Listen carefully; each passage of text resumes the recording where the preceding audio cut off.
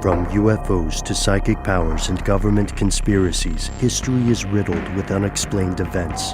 You can turn back now or learn the stuff they don't want you to know. A production of iHeartRadio.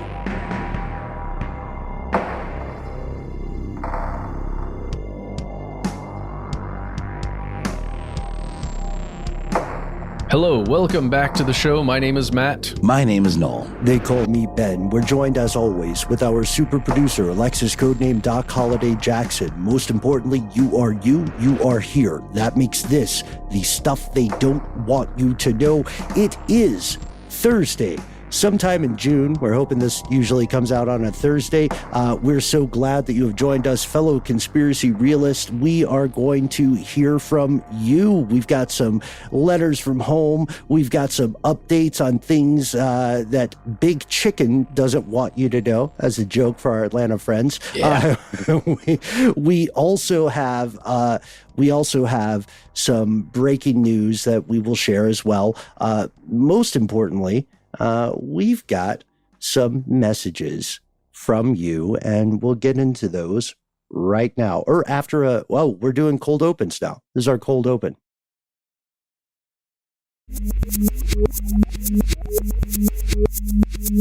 And we've returned. We are jumping to the phone lines off the bat here to a message that... Guys, Sausage McMuffin needed to tell us something. It was very important. It was about a conversation we were having, and I guess we left something out, either by omission or like me, forgot about it until the old McMuffin said, hey, remember this? Wait, soft note. Is it like when I talked about the Atlanta water main break and we didn't talk about how Atlanta has spent millions of dollars on Cop City instead of fixing infrastructure? Maybe. Yeah. You did kind of leave that one in your back pocket. We all did. We all left that part out. Yeah. Ah, well, we also left this out, and let's go to the message. Hi, this is Sausage McMuffin in Southern California, and feel free to use this over the air. Just in the middle of your most recent listener mail. And Noel, the scariest part for me in the movie Pet Sematary was, and always will be, Zelda. Has always taken the cake. And just now thinking about Zelda in that bedroom is giving me the heebie-jeebies. And for any of you people out there that haven't watched the movie or read the book, do yourself a favor and do both. Take care. Love the show. Keep doing what you're doing. Bye.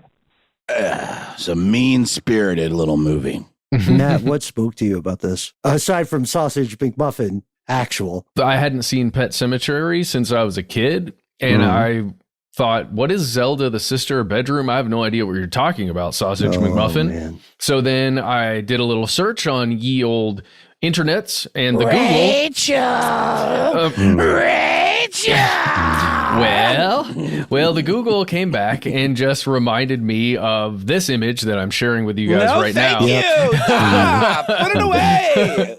And Jesus. Not as scary as the book? Reading the book. Yeah, seriously. The book is frightening. I think it's one of the...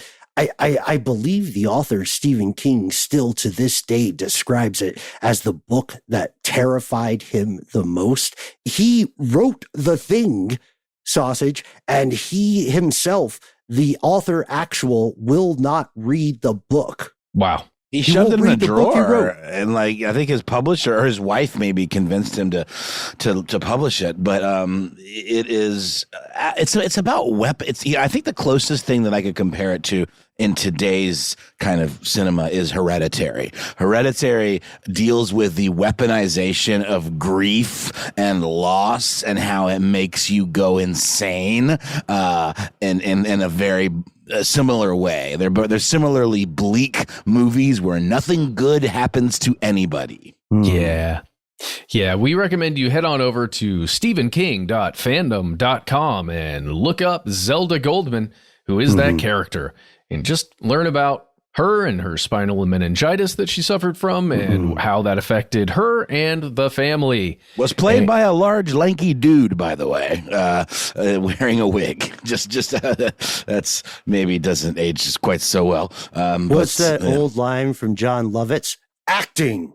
Right. Yes. Yeah. Andrew Hubastek, I think is how you say his name. Hoobastank. I love Andrew that band. Hubastek. Hoobastank is entirely, as we know, based upon Andrew's appearance in Pet Sematary's film. Wrecked a lot of adaptation. kids, man. Wrecked a lot of kids. Also, that is a great point, Sausage McMuffin. For any fans of horror, Stephen King recently published his latest horror anthology, or I should even at this point just say fiction anthology called You Like It Darker. Just finished it. Amazing. Really good. It's super good. It seems like he's been coasting a little bit lately. That's good to hear. I'm really glad to hear that.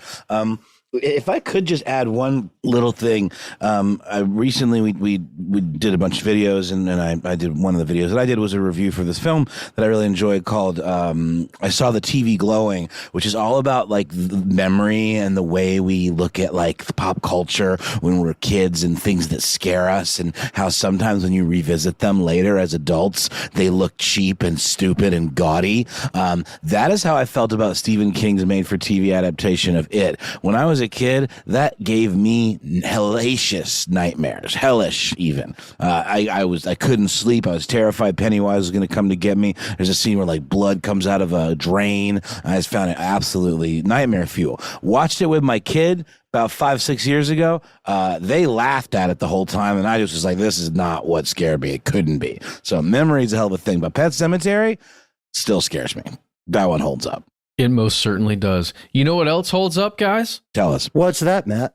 Groups of people that want to influence others to give them thousands and thousands of dollars. Talking about cults here? Yay! Segueing into the next message, which comes to us from Treeforts. Here we go. Hey guys, this is Treeforts. Feel free to use this on air or not, but I'm actually listening to some stuff from back in the beginning of April talking about the 2x2 cult and a couple of the other ones. I got another one for you. There is a cult in the city of Ashland, Oregon called the TwinRay cult. It's not there. They are the type of cult who don't want to be called a cult, obviously. That's how that works. But Ashland is a very small community of pretty wealthy and important people in Oregon. But there's a lot of weird stuff going on that I think you guys should look into. If you guys want to use this on air, that's totally fine. And I hope you guys have a good rest of your day. Bye. There we go. Another cult, guys.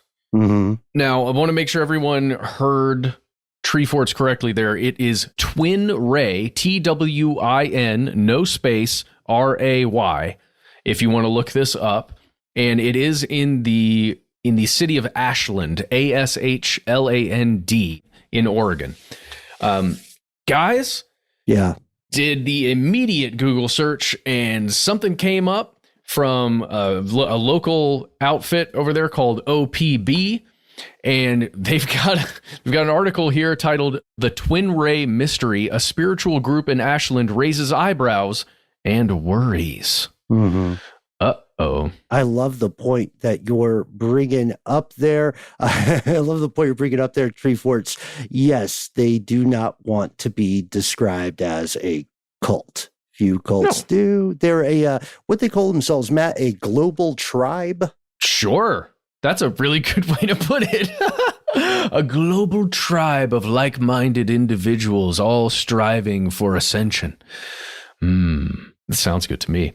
Guys, one of the reasons that they were, I guess, learned about or known about is because they opened a store, like a brick and mortar store, where they sold stuff called living water for $111 a piece. $111 US. That is United States currency. Oh, yeah. It was on Main Street of this smallish town called Ashland that has about 21,000 people living in it. And this This place is weird. It was gold flecked, the living water, so there was gold flakes in it of some sort, and it was supposed to have some kind of spiritual effect on you. And also when you went in the store, there's all kinds of what is being described here by OPB and the writer Lee, Leah, Sotile, Sottile. Mm-hmm. They're saying it was a new agey store, right? You go into, there's probably, I haven't seen the inside of it besides a couple of pictures, but there's definitely some crystal formations in there, some really cool paintings and art, and you could go in there and buy your water. And man, it looks really interesting. Okay, I'm looking at the website here, and what I'm seeing just from their official website, Treeforts and Matt and Nolan, codename Doc, and all of us. I'm seeing the use of a term I don't quite understand: bioceuticals. Like the water contains flecks of gold, but then also something called bioceuticals, which allegedly impact mood in a positive way. Oh, that sounds nice. That sounds really nice. Let's see. I'm on their store right now, treasures.twinray.com, and they've got the Super 6. It's what they're advertising here, at least. It's got, let's see. It's got Immortal Monatomic, Cosmic Clay, Galactic Gaia ×2, Enlightened Earth, Tribiotic, and Biozymes. What is this stuff? What is it? It says, I'm just going to read this verbatim here on the website. This is not an ad. Embark upon a powerful journey with our divine human bioceutical 30-day daily detox that is designed to perform a deep cellular cleanse, rejuvenate your cells, reconfigure your connection to your body, to the earth, ground your energies, and awaken the life force within your organs. I think the FDA would approve of all of those terms because they are not legally defined nor enforceable. Yeah, they kind of don't really mean anything. I don't want to be rude. Sorry. Look, I don't know about you guys, but my organs definitely have a bit of a glow to them. Okay. Well, I'm sorry. I don't mean, you're right. I don't mean to be rude. It sounds really nice. It sounds otherworldly and powerful, right? And it sounds like these particular, whatever they are, this cosmic clay, which is, I don't know. It says it's a radiant blue substance on Earth found to be 30 million years old that may just be the antidote for the superbug warfare of today. May just be. It's the only clay in the world to date that is 100% antibacterial and anti-pathogenic. Cool. Tight. Awesome. I guess I just don't understand a lot of the stuff. And I'm confused a bit by the website here. It says that they've got an academy. Guys, I linked to it in there. They've got a TwinRay Academy where you can sign up for a Mystic Mentorship and a Solar Monthly Bundle that is $333 for 2 courses. Then you can get a Mystic Mentorship Solar Annual Bundle, which I guess is paying on a yearly basis, which includes 3 courses, and that one is $3,333. So there's some numerology going on in here, obviously, right? The 3s are very important. There's also a gold status that you can get, which I don't know what that entails. I'm a bit afraid to click on it, but I will. What is that? Oh, it looks like nothing was found at this location. Okay, never mind. We got a page error. What we can say is, of course, the thing that we feel ethically bound to declare in any exploration of what we will call non-mainstream religious movements, right? That's a diplomatic term. Mm-hmm. If you are not doing harm to people, believe what you wish and live as you wish to live.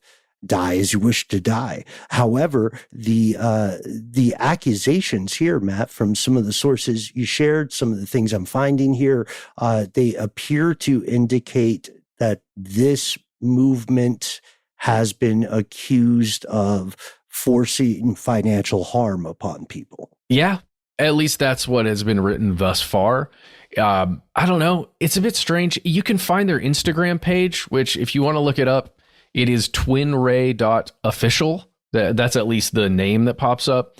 Well, I guess the user that pops up, the name is Akasha E. Sanada. which is interesting. And if you watch some of the reels that they have posted on there, you will find, and I don't know their names, but I'm definitely seeing a man that is wearing kind of white and light colored clothing and sometimes a hat, and has a long beard and mustache and long hair, and looking, I would say, quite messianic. It looks like, according to a couple of pieces from local press, it looks like it's co-founded by Sanandaji, maybe the person you're describing, the messianic looking dude, and Chickenado, who is the co-founder and appears to share a very similar aesthetic. Right. Wow. I wonder what their given names actually were. That's something we can find out later. Fascinating stuff. I don't know. What do you think, Tree Forts? Find out some more info. Send it our way. We haven't been up to that part of Oregon in some time. So, give us some info. We'll find out more. Is there a cool religious movement that's happening near you? Why don't you write to us and tell us all about it? Send us a voicemail, however you want to contact us. At the end of the episode, you'll learn how. For now, stick around for more messages from you.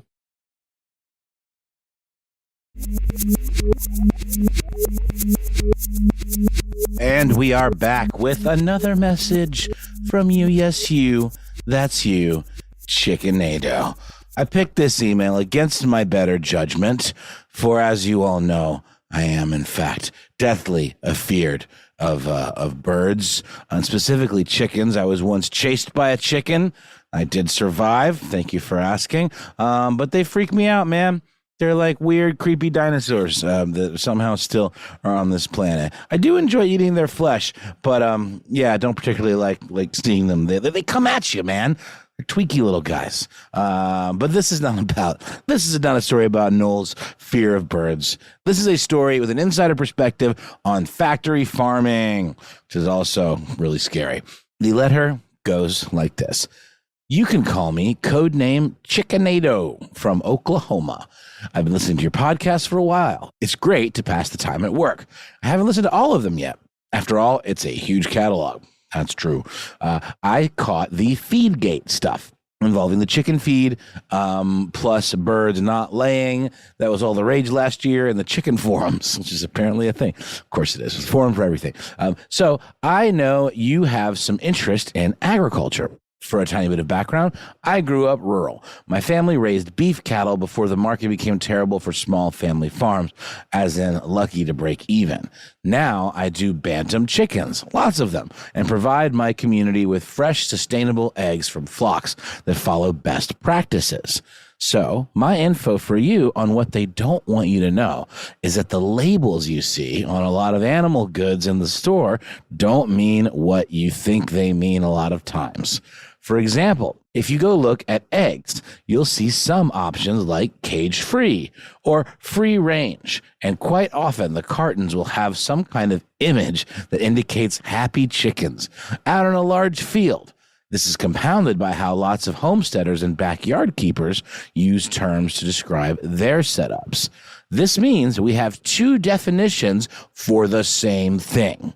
Homesteader, backyard flocks, hobbyists, etc.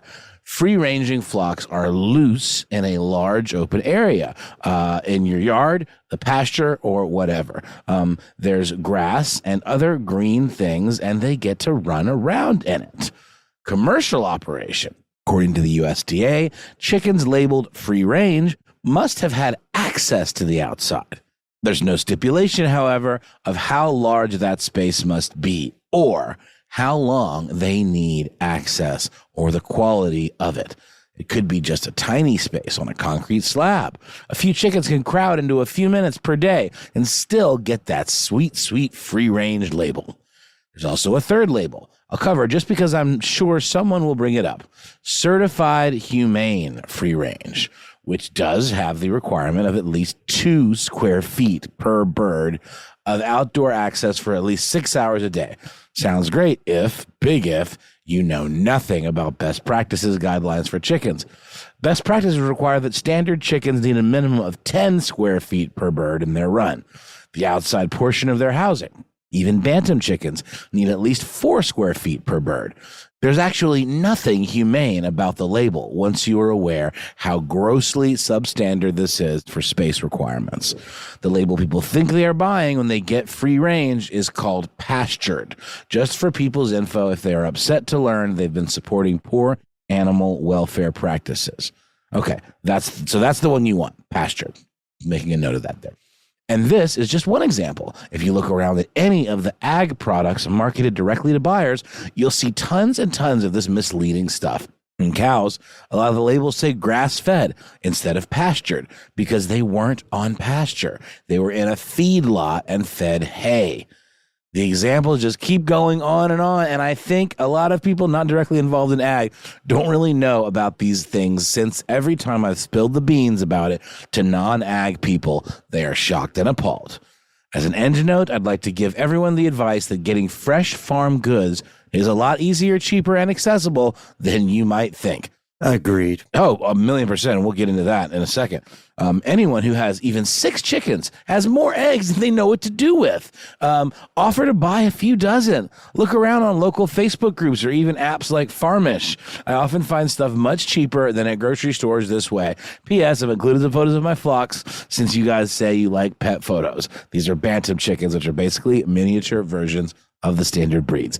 Wow. What a wealth of information. That is an actionable email from Chickenado, and I can attest, despite my misgivings about chickens, these are cute chickens. And I may have mentioned this on the show before, but my partner used to raise chickens herself and had one named Martha and one named Snoop. Because Martha and Snoop, they used to kick it together or whatever.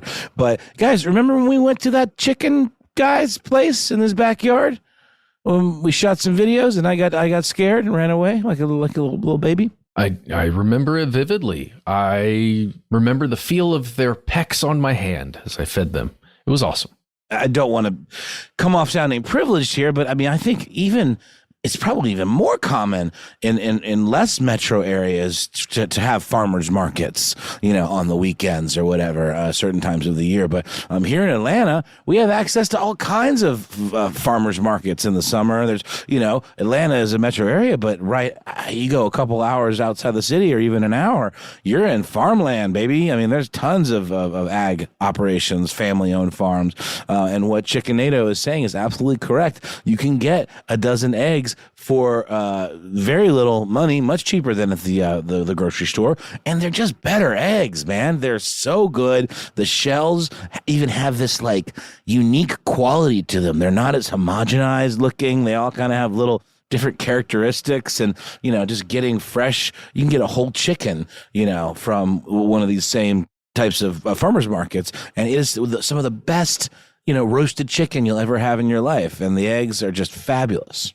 And it's often not as expensive as some of the eggs that I've shopped for in the past, where I'm looking for some of these specific labels, and they're upwards of $9 a dozen, if not a bunch more. Well, now that we know these labels are BS too, it's even more kind of vexing, right? It makes a tough decision because you have to decide, wow, all right, I'm going to budget a significant portion of the amount of money that I thought I was going to spend on groceries on eggs, which is generally one of the, the lower cost things that you're going to buy, along with stuff like milk and butter and some of those essentials, those staples. It's tough. If you want to do it right, you then have to spend a bunch of money, unless you're doing what Chickenado is suggesting here. And Ben, you chimed in, and I was reading the letter about how you agree that there are so many really amazing options that a lot of people might not think to eat farm fresh. Did you have anything? I know you like to cook. Did you have any things that stood out to you? Yeah, first, Chickenado, thank you so much.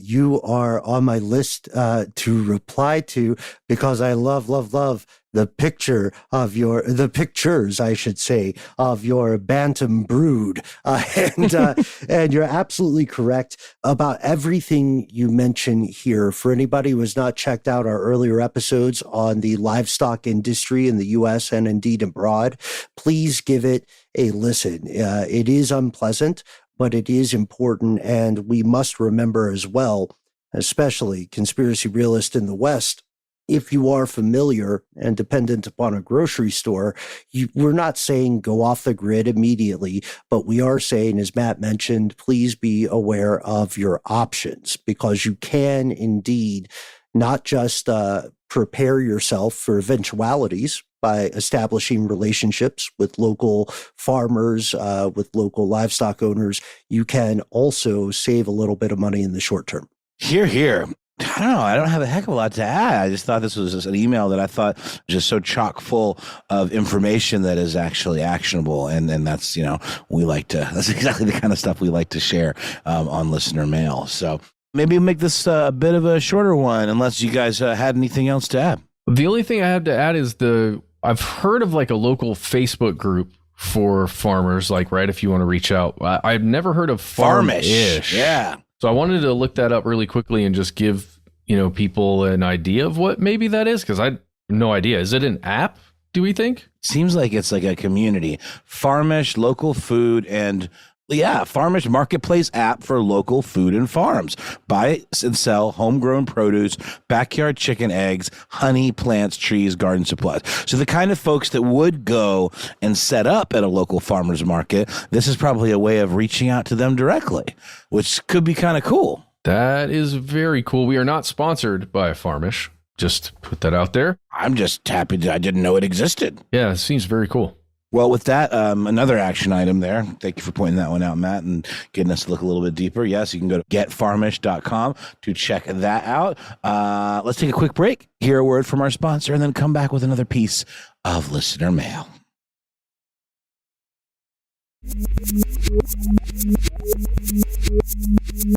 And we have returned, fellow conspiracy realist. We're going to hear from Brian, who says, hey, stuff they don't want you to know, team. By the way, I just thought this would be a fun way for us to explore something that's been on a lot of people's minds lately. Brian says, I am a longtime listener and a first-time contactor. You can call me Brett the Hitman. I just want to let you guys know you're doing a phenomenal podcast that always keeps me entertained while being informed about stuff they don't want you to know, so keep up the excellent work.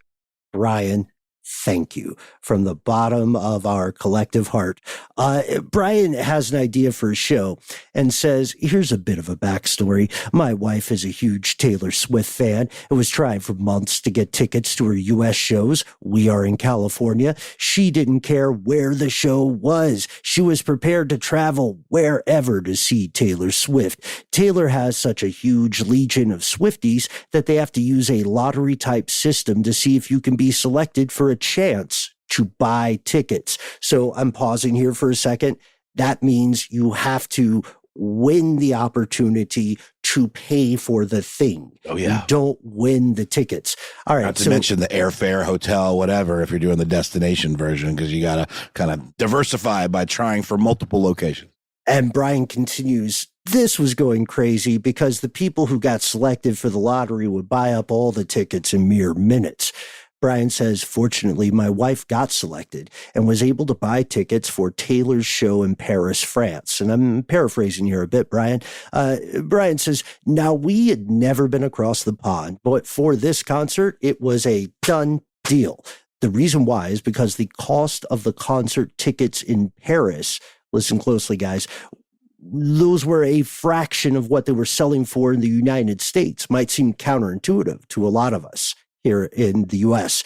To clarify, says Brian, we got 4 tickets in Paris for about $500 total, when tickets here in the U.S. were being sold for over $2,000 each, U.S. dollars. Jeez. Right? How? And luckily, Brian says the trip was successful. The show was well worth it earlier this month in May of 2024, for anybody listening, years in the future. And Brian says, once we got back, I saw a news report that Ticketmaster is being sued because the U.S. Justice Department, who allowed Ticketmaster and Live Nation to merge years ago, is angry about it, basically. And Ticketmaster and Live Nation are accused of having a stranglehold on ticket sales, and the fees are way too ridiculous. So the U.S. DOJ wants Ticketmaster and Live Nation to break up so other ticket providers can have a chance to sell tickets without the unaffordable considerable markup. As of this writing, and Brian wrote to us just yesterday, as the crow flies, apparently 30 states have joined in with this lawsuit. And we did an episode on Ticketmaster earlier. Remember that, guys? Totally. Way back in, actually around this time, it's been almost exactly 5 years. 2019 in May. Was it around the time of the merger? I think, to be quite honest and not sounding like self-involved, I think I got pissed because I felt like I had to pay too much for a Ticketmaster thing. And maybe that's an experience we shared, but we definitely went after just the facts about the monopolistic practices of Ticketmaster to a great deal in defense of the creators and bands that have to labor under that regime. It's so easy to get confused, too, because since we started doing the listener mail and strange news stuff, sometimes having discussed something in one of those segments, I'm like, did we do an episode on that? Because we've certainly talked about the merger. Like, what could go wrong? They'll be fine, right? They'll be good stewards of all of us, hardworking concert music lovers, fans, right? It's all for the fans, right? Ticketmaster/Live Nation, right? Mm-hmm. Right? One interesting part of that conversation that I would love your take on, Brian, is the idea that Ticketmaster is in some way paid to be the bad guy, paid to be the scapegoat, right? Like, now we are a band, we're still making our money, or we're a performer of some sort, and we can say, look, it's not us, it's the system. I wish you could just, I wish you could come for free, but because of the big bad corporate guy, it's going to be $300. Why is it so much cheaper in Europe? Like, I know that the euro is worth less than the dollar, and things do tend to be a little. That just seems like wildly disparate. I'm interested as to, is she not as popular over there? I don't know. That's very, very interesting. Because I actually have my girlfriend or my partner's, that one of her best friends is mega Swiftie and did something almost identical. Went to Paris for the first time, just to see Taylor. While we're sharing these kind of stories, I know, and I'm sure many of us listening tonight know someone who has practiced medical tourism. It's cheaper to visit a dentist in a different country with the same level of care than it is to visit someone in the United States.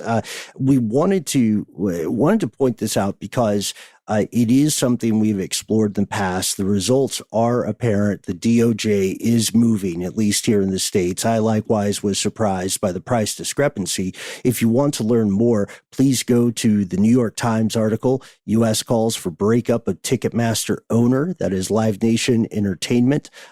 Fantastic article, just came out like a week ago by David McCabe and Ben Cesario. Shout out Ben's. And this looks like it will be a phrase we used earlier in Strange News and earlier tonight. It'll be actionable. Like, there will be results from this. And, the main beneficiary is probably going to be, it's not just the public. It's going to be beneficial for the performers as well, I would argue. Does that sound off base? Not at all.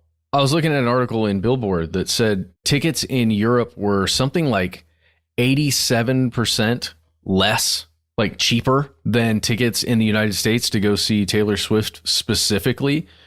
And they're saying it's due to the regulatory environment, right? That kind of exists that we've talked about for other things like privacy over in European countries versus the United States, as well as I would say a healthy skepticism of the old ticket resale. What do we call that? What do we call it? Ecosystem? There we go. Space. But I feel like they cracked the code on that over there before we did, like in terms of like mitigating scalping, because dear friend of the show, Casey Pegram, talked about an experience he had going to see Radiohead many years ago in Paris, where he had to get his ticket and it required like multiple forms of identification. You couldn't transfer the ticket. There were lots of stipulations. And when I just went to this Primavera Sound Festival in Spain, you had to upload your passport and link your passport to your ticket. I just feel like it's one of the many things that they kind of cracked over there before we kind of figured it out over here, because it still seems like there are scalping opportunities over here. It's not as locked down, despite some sort of mild efforts on the part of companies like Ticketmaster. And folks, we would love to hear your thoughts in this regard. We courted controversy when we did our Ticketmaster episode, but luckily we were prescient in that sense because just objectively, again, there does appear to be a bit of a conspiracy afoot. And finally, Uncle Sam also appears to agree with us. However, that's not the end of tonight's listener mail program. I want to give a special shout out to James S. over on Here's Where It Gets Crazy, our Facebook page, who shared a fantastic article about active evolution. Urban foxes are evolving, proving Darwin's earlier theories. James links to an article from bigthink.com. It's a fascinating read. It's from 2020, but it's still pretty prescient.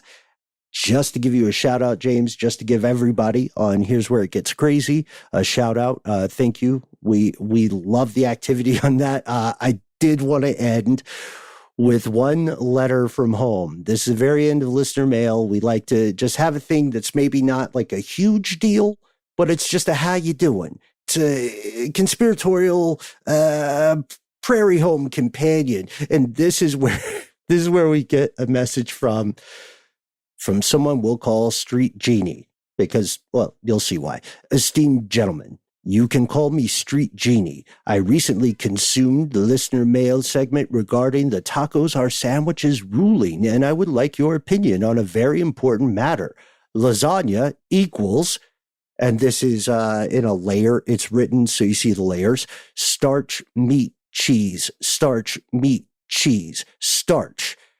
Street Genie says Big Mac equals starch, meat, cheese, starch, meat, cheese, starch. Therefore, is the Big Mac a lasagna? Is there nothing sacred? Street Genie. You just want to watch the world burn, don't you, Street Genie? Well, Street Genie, you've forgotten the lettuce and the mayo. You did think about the lettuce. Or the special sauce. Well, now. And not all starches nor all cheeses are created equal. If you make your lasagna like Carmelo Soprano does, you got the little basil leaves in between the noodle. Or, you ever heard of a veggie lasagna, Matt? I'm just being devil's advocate. I don't even know what side I'm on. Maybe I don't want to say improved because we're big fans of your work, Street Genie. Maybe what we do is revise the formula a little bit to add something like vegetation or like plant matter, because also I realize that I just made the implication that I consider all forms of meat equally consumable. I guess I should go on record. I have never eaten a human being. I hope I never have to. Question. If it were to become possible, which I think we've now it's ringing a bell, if there was a story about this, if there was a synthetic way of producing human meat, would you try it? Would you try it? Years back, many evenings ago, I remember Matt speaking with you because I was taken in by what turned out to be a satirical parody website that said they had created tofu kind of plant-based protein that did taste 1-to-1 like human meat. Wait, so it wasn't real? The website was not real. But I swear there was a story more recently that someone had lab-grown human meat. Lab-grown regular meat is on the way, and now it's just an economy of scale and consumer comfort question. Yeah. It says here it's a Channel 4 satire show. Channel 4 lab-grown human meat show is satirical. Damn. Oh, darn. Sounded like a honeypot for cannibals. Finally, we figured it out. Okay, we'll make that a sketch later because that's a great idea.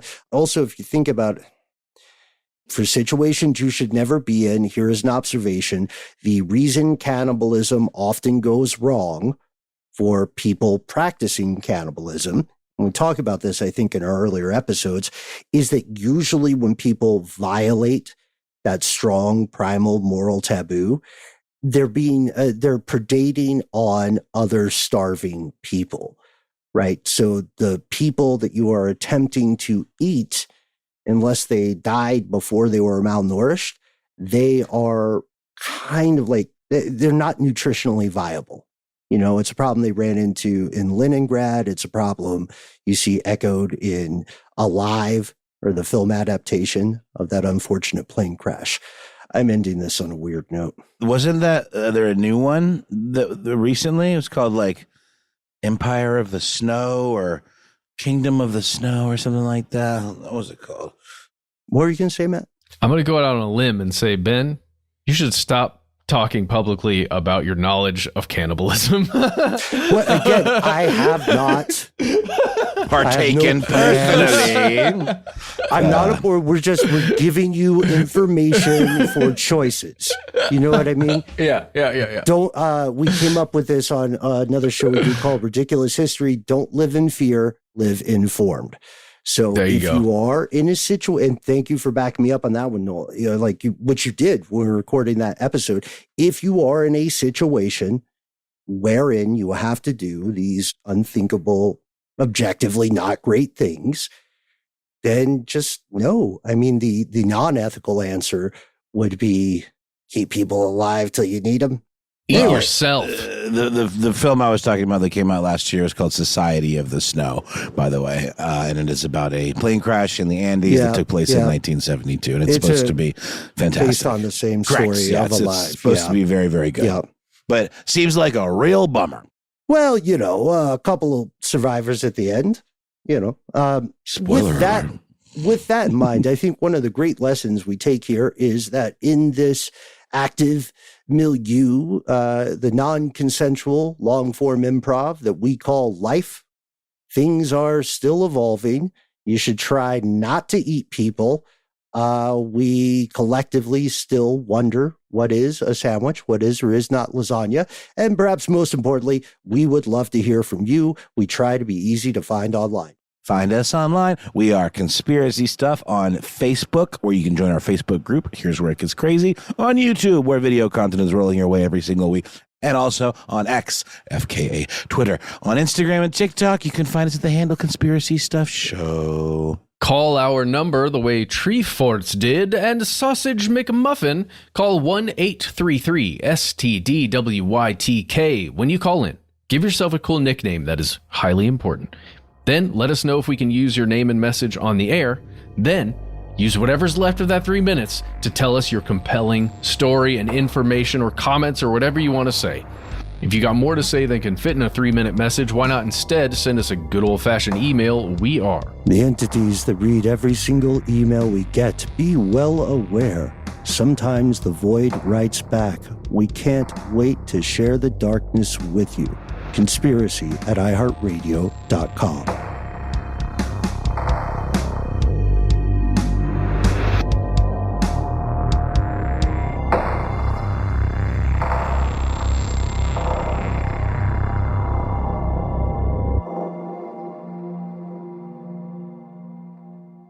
Stuff They Don't Want You to Know is a production of iHeartRadio. For more podcasts from iHeartRadio, visit the iHeartRadio app, Apple Podcasts, or wherever you listen to your favorite shows.